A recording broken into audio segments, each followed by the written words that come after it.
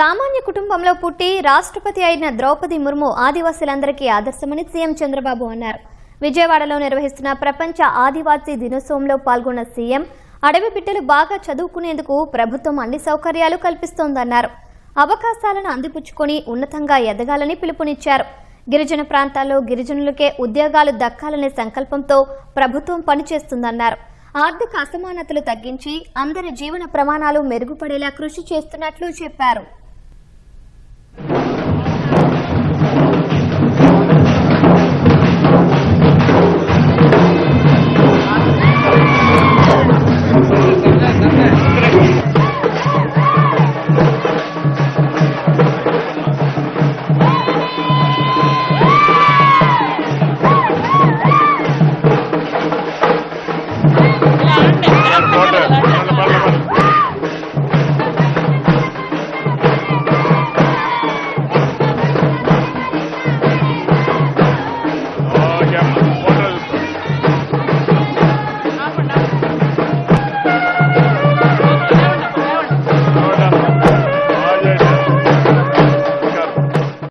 ముర్ము గారు రాష్ట్రపతిగా పనిచేస్తున్నారు. ఆవిడ కూడా ఒక సాధారణ మహిళ, గిరిజన కుటుంబంలో పుట్టిన మహిళ, వీరోచితంగా జీవితాన్ని ముందుకు సాగించిన మహిళ.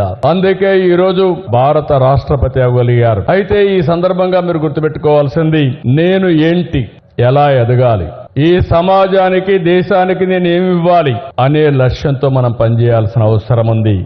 గిరిజన ప్రాంతంలో ఉండే పిల్లలు బాగా చదువుకుని ఐఐటి పోగలిగితే మీరు దేశాభివృద్ధి కోసం పాటుపడినట్టని చెప్పి కూడా నేను మీకు తెలియజేస్తున్నా. మీరు ఒక విజయాన్ని సాధిస్తే మీ విజయం దేశం యొక్క విజయం, దేశానికే గర్వకారణం.